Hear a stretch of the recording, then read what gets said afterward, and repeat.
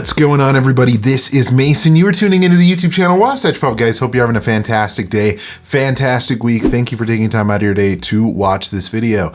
Today, guys, we're going to be recapping Funko Fair 2021 and talking about some of your best and worst announcements, reveals of Funko Fair. So Funko Fair happened last week and a little bit of the week before, talking about all the different things that they're going to be releasing this next upcoming year, I believe. And you know what? Overall, there was some really good stuff and not so great moments of the fair. So we're going to be recapping that. So without any further ado, let's get started. All right, guys. So I'm going to be sliding over here for you. So starting off, let's just start out with the best moments. We'll kind of switch off best to worst, and I'll kind of point out some of my favorites as well, kind of agreeing with you. But what I did was I went over on Instagram and I did a poll of what were some of your best and what were some of your worst announcements for Funko Fair. And you guys, I pretty much gathered together the overall thoughts of everybody and kind of saw what the responses, occurred the most, and then I kind of categorized those into best and worst. So starting off with the best, we're going to start off with The Office. A lot of people said in the comments that The Office was one of the best reveals for Funko Fair, and I would totally have to agree. So the reason being for this is they announced like so many new characters, and I actually am really excited about this. So they did announce a Phyllis Pop, Oscar, Ryan. They also announced, which I'm kind of a little bit 50-50 on them. I like the exclusives. I'm just not really keen on where they're exclusive to. So Chalice Collectibles got a Michael Scott in like the basketball attire or whatever, which it looks like they just got Michael Jordan, did a head swap and did a little bit of a different sculpt. Anyways, that's beside the point. And they also have a Dwight playing basketball with his shirt off is a Chase variant. And there's also one with his shirt on that has the mask on. So it's actually pretty, I like that pop. It's a pretty cool variant, pretty creative. And then they also have Creed, which they have a GameStop one, and then they have a specialty series one, I believe, of him that's bloody and non-bloody. So the bloody one is the Chase. But overall, guys, I think it's really cool that they're actually making new characters for The Office. Honestly, they're almost getting to the point where they've made almost all the characters in The Office as far as main ones, that get a reasonable amount of screen time and stuff like that. And so I don't know, I'm really excited about this one, and I'm excited to see what these look like in person. So I'm definitely going to be going after those, considering some of those are new variants and some of the exclusives are pretty cool as well. But overall, definitely a really solid reveal with the Office Pops. Switching to the worst, a lot of you said that one of the worst things for Funko Fair was the Marvel in case you missed it moments. And now if you guys aren't familiar with what I'm talking about, so Marvel, a majority of the day of what they announced were things that were actually already released and that have already been in stores for months now. So an example of this would be the WandaVision Pops, Falcon and the Winter Soldier Pops, and the Marvel Lucha Libre Pops. And all of those have been in stores for a little bit now, but they said, in case you missed it, I was like, why aren't you guys really revealing anything new? And anything new that they really did reveal for Marvel was a little underwhelming as well. So usually, I don't think they've ever really done that with Funko Fair before.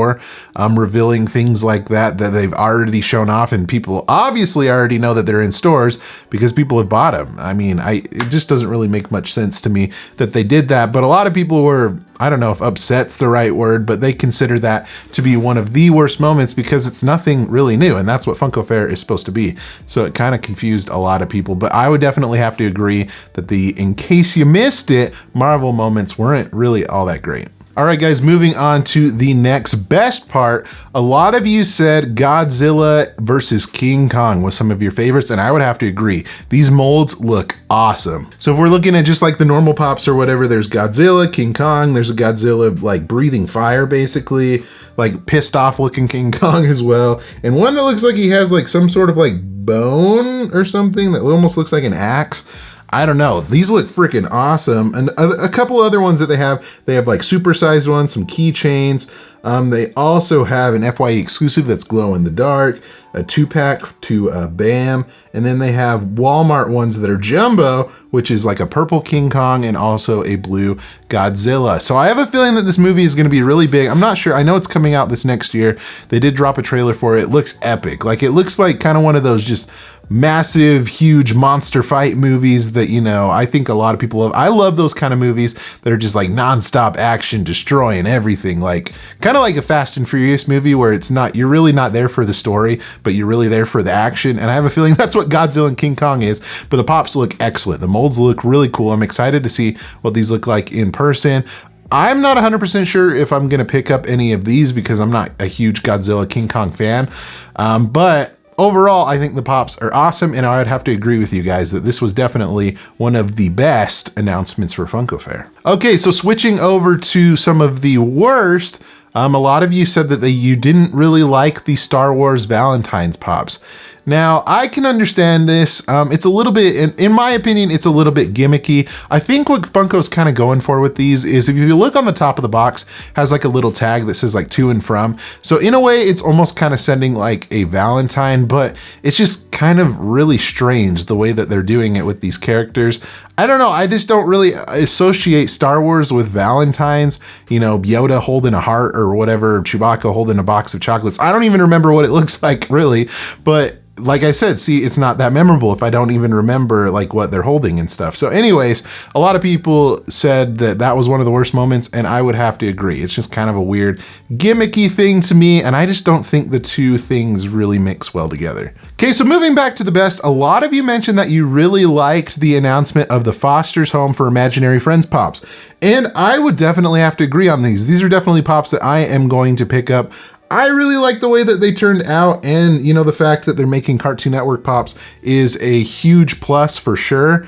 I think that's awesome, but overall, I really just like the molds on all of these. They have a Hot Topic Flocked exclusive as well. I'm trying to remember all their names and everything. I didn't watch it a ton, but I definitely can appreciate some really cool cartoon pops. I know Mac, I think, in blue, and I don't remember the guy, the yak looking guy. I'm sorry, like this was a little bit past my time with cartoons and stuff, but I do still appreciate these pops look really cool, and I'm definitely gonna pick them up. So hopefully, you know, this is a good trend that they'll keep making Cartoon Network pops, and that would be really awesome. But 100% agree with you guys, this is definitely a good announcement. Okay guys, and another worst moment that I noticed that you guys mentioned was the Minions. And like, this is another one of those case with the Marvels in case you missed it moments.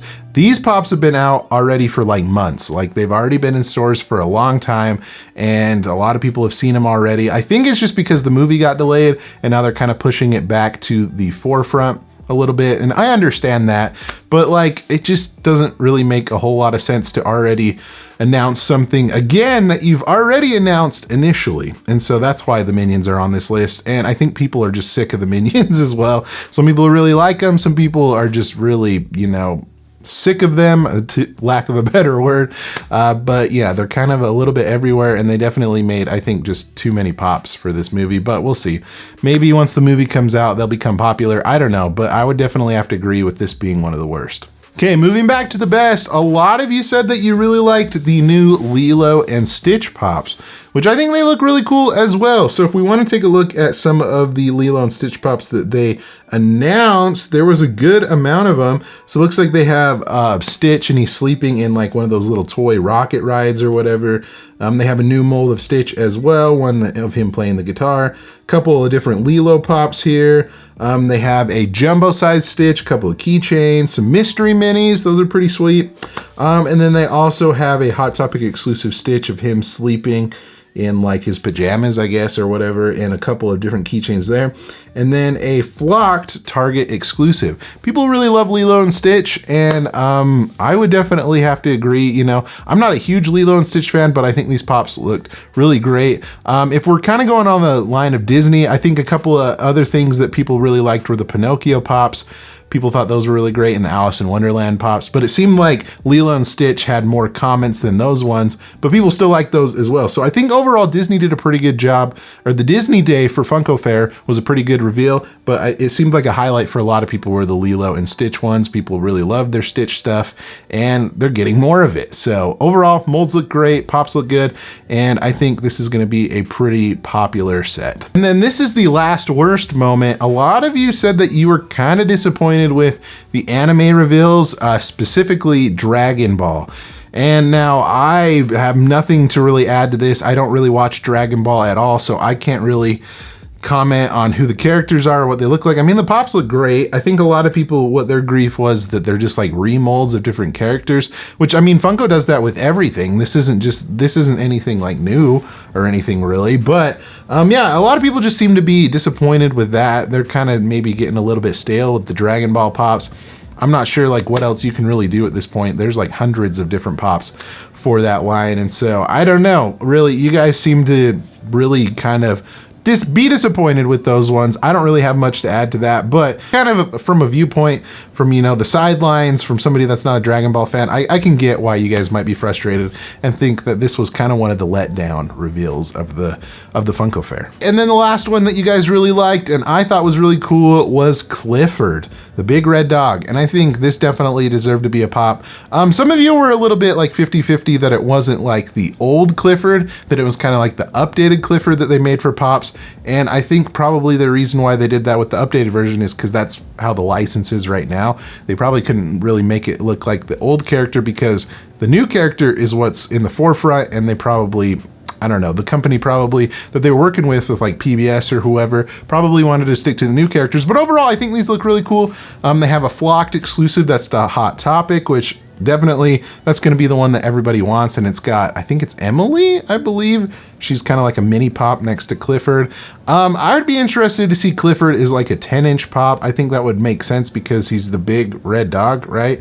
But overall, I think these turned out really great, and I would have to agree with you guys. All right, guys, so that's gonna wrap it up. That was some of your favorite and least favorite pops and announcements for Funko Fair. If there's something that I missed or something that you really liked from Funko Fair or disliked, let me know in the comment section below what your opinions are on the overall fair and some other pops that you like, dislike, whatever it may be. But if you enjoyed this video, give it a thumbs up and be sure to subscribe so you don't miss out on any future videos like this one, guys. Thank you so much for watching again.